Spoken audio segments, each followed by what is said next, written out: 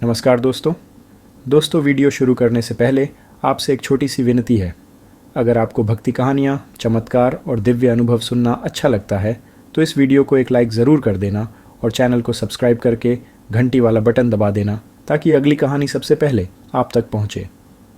अब मन को शांत कीजिए, आंखें हल्की बंद कीजिए और चलिए एक ऐसी दिव्य कथा की ओर बढ़ते हैं जो सिर्फ सुनी नहीं जाती, दिल की गहराइयों में उतर जाती है। बहुत समय पहले पहाड़ों से घिरा एक गांव था। गांव छोटा था, लोग साधारण थे, पर एक चीज़ असाधारण थी, उनकी भक्ति। उस गांव के बीचों बीच एक पुराना मंदिर था जहां एक छोटी सी दीपक की लौ हमेशा जलती रहती थी।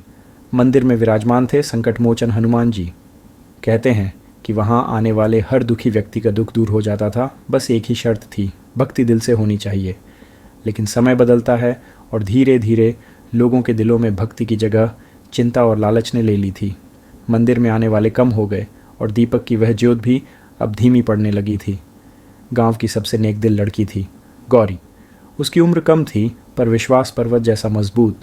वह रोज़ सुबह मंदिर में आकर घंटा बजाती, फूल चढ़ाती और हनुमान जी से बात करती जैसे कोई बच्चा अपने पिता से बात करता है। लोग कहते थे कि उसे भ्रम होता है, पर वह मुस्कुरा कर कहती, हनुमान जी सुनते हैं, बस हम ही सुन नहीं पाते। एक दिन गांव में बड़ा संकट आ गया। पास के जंगल में इतना भयंकर आग लगी कि पूरा गांव खतरे में था। हवा आग को तेज़ी से फैला रही थी और लोग डर के मारे घरों से बाहर भाग रहे थे। गांव के बुजुर्ग, महिलाएं, बच्चे सभी चीख रहे थे, अब क्या होगा, कौन बचाएगा हमें। कोई उपाय नहीं था। जल ही जल रहा था और आसमान धुएं से भर गया था। लेकिन उस अफरा तफरी में गौरी मंदिर की तरफ दौड़ी। उसके मन में सिर्फ एक विश्वास था, मेरे भगवान मुझे छोड़ नहीं देंगे। वह मंदिर पहुंची। दीपक अब बुझने को था। उसने हाथ जोड़कर कहा, संकट मोचन, अगर आज आप नहीं आए तो पूरा गांव खत्म हो जाएगा। आप ही कहते हैं कि आपका भक्त अगर पुकारे तो आप दौड़े दौड़े आते हो। आज मैं पुकार रही हूँ, बचाइए। उसकी आवाज़ काँप रही थी, आंखों से आंसू बह रहे थे, लेकिन विश्वास अटूट था। उसने मंदिर की घंटी इतनी ज़ोर से बजाई कि पूरी घाटी में उसकी आवाज़ गूंज गई।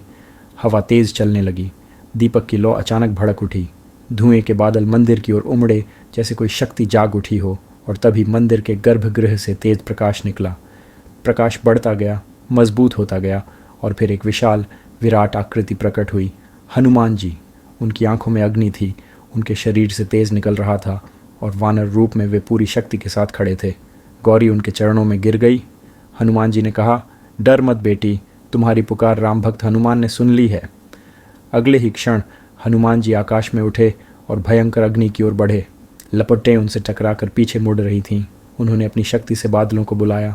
आकाश घिर गया, बिजली गरजी, काले बादल जमा हुए और पल भर में ऐसी बारिश शुरू हुई कि जंगल की आग शांत होने लगी। लोग डरते डरते बाहर निकले और देखा, आग खत्म हो रही है, पानी बह रहा है और आकाश में एक चमकीली आकृति दिखाई दे रही है। हनुमान जी पर्वतों के ऊपर खड़े, हाथ आसमान की ओर उठाए हुए, वर्षा को आदेश देते हुए। गांव वालों ने पहली बार किसी देव को अपनी आंखों से देखा। वे रो पड़े, झुक गए, हाथ जोड़ दिए।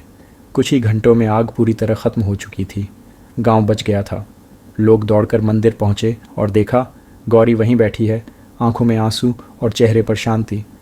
दीपक अब तेज जल रहा था, जैसे हनुमान जी का आशीर्वाद खुद उसमें उतर आया हो। लोगों ने गौरी से पूछा, क्या तुमने सच में भगवान को बुलाया था? गौरी मुस्कुराई, भगवान को कोई मानव नहीं बुलाता, उन्हें बुलाती है भक्ति, और भक्ति को बुलाती है सच्चाई। उस दिन से मंदिर फिर जगमगा उठा। लोग बदले, उनकी सोच बदली और गांव का हर काम शुरू होने से पहले मंदिर में घंटा ज़रूर बजाया जाता। गौरी ने लोगों को सिखाया कि भक्ति शब्दों में नहीं, भाव में होती है, और संकट मोचन तभी आते हैं जब दिल सच्चा हो। कहानी खत्म नहीं होती, क्योंकि संकट और भक्ति दोनों जीवन भर चलते हैं। लेकिन याद रखना, अगर तुम्हारे भीतर विश्वास है, दिल में सच्चाई है और मन में भक्ति है, तो भगवान दूर नहीं होते।